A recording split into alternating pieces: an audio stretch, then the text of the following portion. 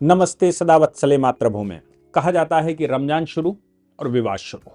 रमजान के महीने में ऐसा लगता है कि अल्लाह जमीन पर आ गए होते हैं और रमजान के महीने में लाउड स्पीकर बजाकर ही रमजान पूरा होता है। बाकी चूंकि एक विशेष समुदाय, नेहरू जी ने उस समय जिनको पाकिस्तान चले जाना चाहिए, मैंने एक लेक्चर रिकॉर्ड किया है पूरा सीएए के ऊपर और वो शाम को पब्लिश करेंगे। लेकिन अभी नेहरू जी ने उनको रोक लिया तो रोक लिया। अब तो पूरे फंडामेंटल राइट और इतने फंडामेंटल राइट की सुपर नागरिक की तरह व्यवहार और दूसरों को परेशान करने की प्रवृत्ति। जबलपुर के सिरोहा में एक घटना हो गई। घटना क्या हो गई कि रमजान था, हालांकि पहले से एक बात ध्यान रखें, और अभी सुप्रीम कोर्ट ने धन प्रदूषण केस में पहले से ये कह रखा है कि रात में कोई लाउड स्पीकर नहीं बजेगा, रिहायशी एरियो में लाउड स्पीकर नहीं बजाए जाएंगे। और दिन में भी उनका डेसिमल तय किया हुआ है कि कितने डेसिमल की आवाज निकाल सकते हैं और कितने डेसिमल तक आपको अनुमति है। मतलब कितना, हम डेसिमल की चर्चा अगर करेंगे तो वाणिज्यिक क्षेत्रों में या फिर हम कहें कि जो औद्योगिक क्षेत्र, पहले औद्योगिक क्षेत्रों में 75 डीबी से ज्यादा आवाज नहीं हो सकती, रात में 70 डीबी से ज्यादा आवाज नहीं हो सकती। वाणिज्यिक क्षेत्रों में जो कमर्शियल क्षेत्र है वहां 65 डीबी से दिन में और 55 डीबी से रात में। आवासीय क्षेत्र जहां लोग रहते हैं वहां 55 डीबी दिन में और 45 डीबी रात में। और जो शांत क्षेत्र हैं जैसे अस्पताल है, स्कूल है और बाकी के क्षेत्र हैं, कोर्ट हैं, वहां पर दिन में 50 डीबी और रात में 40 डीबी से ज्यादा आवाज नहीं हो सकती। योगी आदित्यनाथ जी ने उसमें एक और संशोधन कर दिया। उन्होंने कहा कि देखिए, आपकी आवाज जिस परिसर में आप कर रहे हो उस परिसर के अंदर रहनी चाहिए, उसके बाहर नहीं आनी चाहिए, दूसरों को डिस्टर्ब नहीं करोगे। उन्होंने कहा, हाउस में भी कहा, उनसे जब कहा गया कि लाउड स्पीकर खोलने की अनुमति, क्योंकि अखिलेश यादव और कंपनी लगातार कह रही है कि भाई लाउड स्पीकर बजाने की अनुमति दी जानी चाहिए, रमजान शुरू हो गया है, धार्मिक भावनाएं, आस्थाएं आहत होती हैं, लोग वो घड़ी वो सुनकर आते हैं और नमाज पढ़ते हैं और सामूहिक नमाज होती है, भाईचारे का, ये सब बातें उन्होंने पार्लियामेंट में भी कही और उनके लोगों ने भी पार्लियामेंट में, मतलब लगातार Samajwadi party, Owaisi and group और बाकी सब कह रहे हैं, ऐसा लग रहा है कि हिंदुस्तान में मुसलमान रहेगा, बाकी कोई नहीं रहेगा। योगी आदित्यनाथ जी ने उसको क्लियर करते हुए कहा कि देख लीजिए, आपकी धार्मिक भावनाएं आपके पास हैं लेकिन दूसरे की आहत नहीं होनी चाहिए। अगर दूसरे की धार्मिक भावनाएं आहत होती हैं तो पुलिस है। पहले उन्होंने आदेश कर दिया। जबलपुर में जो झगड़ा हुआ उस पर भी चर्चा करूंगा कि जबलपुर में जो झगड़ा हुआ रमजान के पहले दिन ही, उसका कारण क्या है। और मंदिर पर पथराव कर दिया गया, मंदिर की तोड़फोड़ कर दी गई, पुजारियों को पीटा गया, वहां पूजा करने वालों को पीटा गया। वो प्रकरण पूरा क्या है, पहले योगी आदित्यनाथ जी को देखते हैं। योगी आदित्यनाथ जी ने विशेष, सबसे पहले तो 70,000 के लगभग लाउड स्पीकर उतरवा दिए, 90,000 लाउड स्पीकर्स की आवाजें कम करवा दी गई उससे ज्यादा। और पुलिस को स्पेशल इंस्ट्रक्शन दिए गए कि आप जाएं, क्षेत्र में घूमें, जिस समय रमजान का या नमाज होती है, नमाज के टाइम में समय पर आप वहां पर घूमिए या अजान के समय पर घूमिए। और मीटर दिए हैं कि आप मीटर से चेक करिए कि आवाज कितनी है। अगर आवाज ज्यादा है तो पहले धर्मगुरुओं से बात करिए उनके यहां के, और वो नहीं माने तो उनको चेतावनी दीजिए, चेतावनी के बाद भी नहीं माने तो एक्शन लीजिए। कुल मिलाकर पहले सौहार्दपूर्वक उनसे बात करिए, पहले चेक करिए, सौहार्दपूर्वक बात करिए, फिर चेतावनी दीजिए और फिर एक्शन लीजिए। और एक्शन के लिए खुली छूट देकर रखी। साथ में एक और आदेश दिया गया है कि रात में 10 बजे से सुबह 6 बजे तक कोई लाउड स्पीकर उत्तर प्रदेश में नहीं बजाया जाएगा। रात की जो ये देर रात की नमाज, ये जो चलता है ना कि रोजा इफ्तार चलता है रात भर और लाउड स्पीकर लगा लगा के पड़ोसियों को परेशान करते हैं, आप वो नहीं कर सकते। और आवाजें, जिनके लाउड स्पीकर बड़े हैं, नहीं माने उनके उतरवा लिए, और जो मान गए हैं उनके लगे हैं। मेरा मानना बिल्कुल साफ है कि लाउड स्पीकर ही नहीं, किसी भी धार्मिक स्तर पर नहीं होने चाहिए बिना अनुमति के। आप अनुमति लीजिए कि लाउड स्पीकर बजाना है, वो लाउड स्पीकर केवल और केवल पुलिस से वेरीफाइड ही होंगे। कौन से बजेंगे? जिनका डेसिमल पहले से फिक्स हो। जैसे गाड़ियों में स्पीड पहले से तय होती है, जैसे आप रामनवमी की यात्रा जब निकलती है, उत्तर प्रदेश में बड़ा हंगामा हुआ था रामनवमी के समय पर कि रामनवमी की यात्रा पुलिस ने सारे स्पीकर धरवा लिए थे। तो क्या अब पुलिस स्पीकर्स वहां से उतरवाएगी? क्या पुलिस अब इस तरह का बड़ा एक्शन लेगी बिना नागरिकों की शिकायत करे? क्या पुलिस करेगी? इस पर एक सर्कुलर जारी और होना चाहिए उत्तर प्रदेश में, मुझे लगता है। और वो ये होना चाहिए कि जिसकी थाना क्षेत्र में लाउड स्पीकर की आवाज, किसी के पास भी वो मशीन है और उसने रिकॉर्ड करके भेज दी लाइव, और वो एक हेल्पलाइन नंबर या ऐप का नंबर जारी होना चाहिए कि अगर वो भेज दी तो उस थानेदार की आफत नहीं है। उस थानेदार की आफत आएगी। वो थानेदार तय कर ले कि उसकी चौकी क्षेत्र जो उसके उसके सब इंस्पेक्टर हैं उनके चौकी क्षेत्रों में वो तय करें कि उन्हें आवाज नहीं आनी चाहिए, और वो डिवाइसें पब्लिक में बिक जाएं और उसका एक हेल्पलाइन नंबर जारी हो जाए और वो सीधा हो जाए, तब ये सही होगा। क्योंकि नागरिक उलझता नहीं, हिंदू समाज का स्वभाव है वो उलझता नहीं है, और मुसलमान मानता नहीं है, पुलिस को मतलब नहीं है। इसलिए उत्तर प्रदेश में जो उन्होंने कड़ाई से कहा है, जो सर्कुलर जारी किए हैं, उनमें ये सर्कुलर और आने चाहिए। अन्यथा लाउड स्पीकर ही बैन कर देने चाहिए, बिना अनुमति के कोई लाउड स्पीकर उत्तर प्रदेश में बजेगा, उत्तर प्रदेश क्या देश में नहीं बजेगा, क्योंकि मानने वाले मानते नहीं। इलाहाबाद हाईकोर्ट का प्रकरण सामने आया था, पटना हाईकोर्ट का प्रकरण सामने आया था। इलाहाबाद हाईकोर्ट ने भी बुलाया कि भाई मस्जिद बगल में बनी हुई है, उन्होंने कहा कि इसको बंद करो, आदेश दिया। चौकी इंचार्ज ने कहा साहब धार्मिक भावना है, फिर वो कई आया, 2 दिन बंद रखा, तीसरे दिन फिर हो गया, सुनवाई में बाधा हो रही थी।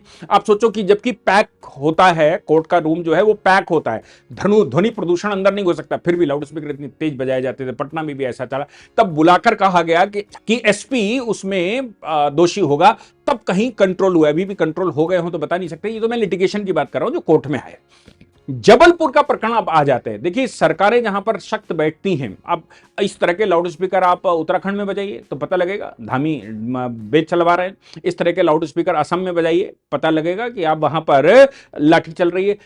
मध्य प्रदेश के अंदर का जो प्रकरण है जबलपुर मध्य प्रदेश का बड़ा केंद्र है, हाईकोर्ट भी वहां पर है। मैं उसके हाईकोर्ट में 2 लेक्चर लेकर आया हूं वकीलों के बीच में।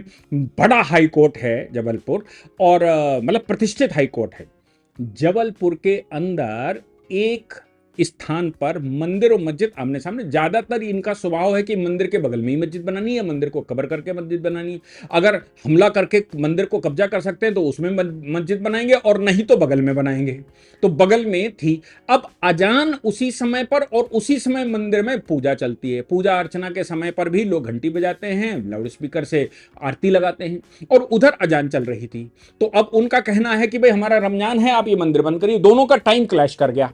जब मंदिर की आरती, शयन आरती होती है और जो उनकी अजान चल रही होगी रात की, या नमाज चल रही होगी। अब जब मंदिर में ये पूजा चल रही थी तो उसी समय मुस्लिम जो वहां गए थे वो आए और मंदिर पर उन्होंने हमला कर दिया। मंदिर पर पुजारियों को पीटा, मंदिर में तोड़फोड़ कर दी, मंदिर में पत्थर चला दिए। हालांकि भाजपा की सरकार है तो पुलिस तत्काल आ गई और तत्काल आकर उसने स्थिति कंट्रोल की, दोनों तरफ से लोगों की गिरफ्तारी की। अब सवाल यह पैदा होता है कि कोई अपनी प्राइवेट डिफेंस में पत्थर चलाता है और कोई अटैक करने के लिए पत्थर चलाता है। मैं समझता हूं कि उत्तर प्रदेश के कानपुर में, आपको याद होगा 3 साल पहले एक दंगा हुआ था जिसमें मुसलमानों ने चंदेश्वर का हाथा कवर कर लिया था परेड क्षेत्र में, और वो चंदेश्वर का हाथा कवर करके उसमें घुस गए थे। 10-12 लड़कों ने पत्थर चलाने शुरू किए, इधर से दिवाली के पटाखे उटाखे रखे थे वो चलाने शुरू किए, उधर से हमले हुए। पहली बार ऐसा हुआ, चूंकि वही आदित्यनाथ जी की सरकार थी, पहली बार ऐसा हुआ केवल हमलावरों के ऊपर ही मुकदमे हुए, डिफेंस करने वालों पर मुकदमे नहीं हुए। आप सोचकर देखिए कि जबलपुर में हमला किया मुसलमानों ने, मंदिर पर हमला हुआ, मस्जिद पर हमला नहीं हुआ, हमला हुआ मंदिर पर, और मंदिर की तोड़फोड़ हुई, पुजारियों की मार पड़ी और पकड़ लिए दोनों, क्योंकि ये डिफेंस अपने आप पे कर रहे थे। जो वहां भक्त पूजा कर रहे थे, भाई डिफेंस में तो आदमी करेगा ना, कुछ कुछ तो प्राण बचाएगा। जब आप पत्थर चला रहे हो वहां पर तो वो भी इधर से चलाएगा, क्योंकि आपको आपसे बचना है, नहीं तो आप तो मार ही डालोगे अंदर घुस के।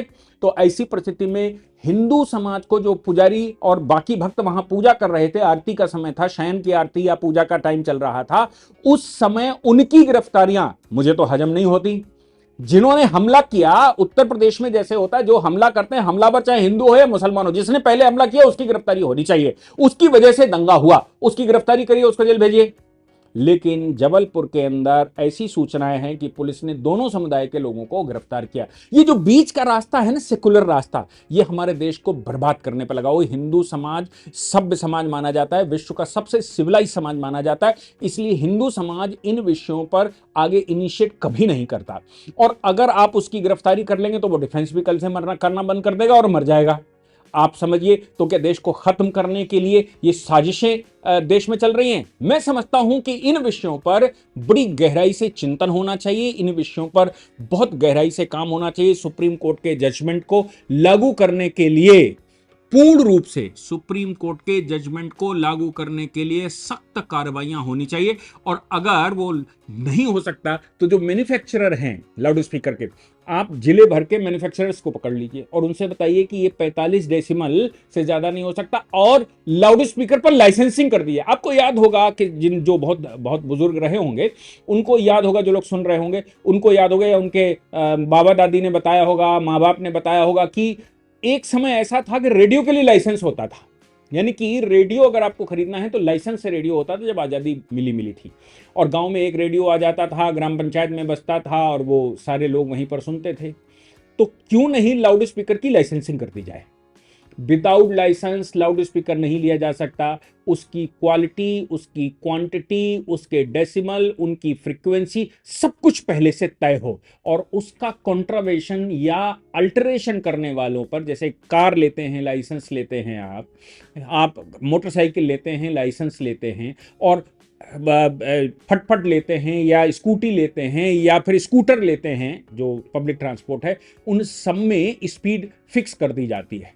कॉमर्शियल व्हीकल्स में स्पीड फिक्स होती है, पहले से फिक्स होती है, इससे ज्यादा स्पीड नहीं हो सकती। और अगर उसका कॉन्ट्रावेंशन किया जाता है तो बड़ा चालान होता है। क्यों नहीं लाउड स्पीकर्स के विषय में भी उसकी स्पीड फिक्स कर दी जाए, उसके डेसिमल्स फिक्स कर दिए जाए, और वो डेसिमल्स के अगर कोई अल्टरेशन करे तो उसकी जब्ती कर दी जाए, और बचाने की अनुमति आप ले लीजिए, वापस ले लीजिए, 1 साल 2 साल 3 साल तक बैन लगा दीजिए। और इसके अलावा जो लोग कॉन्ट्रावेंशन करने वाले हैं उन पर हैवी पेनल्टी लगाइए, उन पर चालान करिए। मैं समझता हूं कि अगर ये विधियां लगा दी जाएं तो फिर हमारे देश के अंदर कुछ अच्छा हो सकता है। अदरवाइज आप लाउड स्पीकर की आवाज सामने कम कराएंगे, आप जाएंगे वो तेज कर लेंगे, मानते ही नहीं है। कानपुर में आप चले जाइए तो कुछ तो ऐसा लगता है जैसे पाकिस्तान में आ गए हों। ऐसे ही बहुत सारी जगहों पर ऐसा लगता है, पाकिस्तान में मेरठ में चले जाइए ऐसा लगता है पाकिस्तान, सहारनपुर में, पश्चिमी उत्तर प्रदेश में जब आप चले जाइए बहुत जगहों पर ऐसा लगता है कि आ गए हों। दिल्ली के पुरानी दिल्ली क्षेत्र में चले जाइए, वहां भी खूब सा बजता है।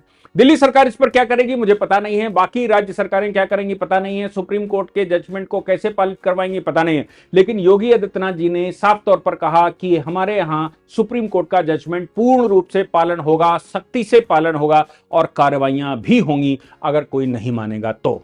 लेकिन जबलपुर की घटना हमारे लिए एक संवेदनशील घटना है, जो ये बता रही है कि हिंदुस्तान में रहने वाले वो लोग जिनको यहां चॉइस दी गई थी, आपने अपने घर में नेहरू ने बिठा लिया था, और उस नेहरू के अपने घर में बिठाने, पाकिस्तान बनने के बावजूद भारत में रोकने का परिणाम आज की पीढ़ियां, वो कहते हैं ना कि पलों ने खता की थी और लम्हों ने खता की थी और सदियों पर उसका भुगतान किया था। वो एक निर्णय आज पूरे भारत को झकझोर रहा है। उनके वंशजों को, उनके परिवार वालों को, उन सरकारों को आप माफ कर सकते हैं? मैं तो नहीं समझता कि माफी उनके लायक भी हैं। उनके पूरे वंश परंपरा भी माफी के लायक है, मैं नहीं समझता। भारत को बर्बाद करने के पीछे एक बड़ा कारण इन लोगों की इस तरह की तुष्टीकरण की पॉलिटिक्स रही है, जो भारत को समाप्त कर रही है। मैं समझता हूं कि ऑनरेबल सुप्रीम कोर्ट के जजमेंट को सब पूरे देश को लागू करना चाहिए, और नागरिकों को यह अधिकार देना चाहिए कि वो उस तरह की डिवाइस लेकर और उसकी फ्रीक्वेंसी चेक करके वो ऐप खोलने चाहिए जो कि सरकारों को अपडेट करें कि वाकई में क्या चल रहा है। अदरवाइज प्रशासनिक हमला की तो स्वभाव है कि वो आएगा और वो सोचता है सुबह पूजा इसलिए करता है आज पंगा ना हो, शाम को पूजा इसलिए करता है रात में चैन से सो जाए, और करते करते 60 वर्ष की आयु निकाल जाता है, और उसके बाद रिटायर होने के बाद प्रकरण बताता है। 40 साल की, 30 साल की, 35 साल की नौकरी के 3 प्रकरण बता पाता है। मैं बहुत सारे लोगों से मिला हूं, वो अपनी 40 साल की नौकरी में 4 प्रकरण भी नहीं बता पाते जिनमें उन्होंने एक्शन लिया। वो भी सरकारें जब उस तरह की बैठती हैं और वो लाठीचार्ज करवाती हैं तब कुछ एक्शन होता है। मैं समझता हूं प्रशासनिक हमले को जिम्मेदार ठहराकर इस पर रोक लगाई जा सकती है। जय हिंद, जय भारत, वंदे मातरम।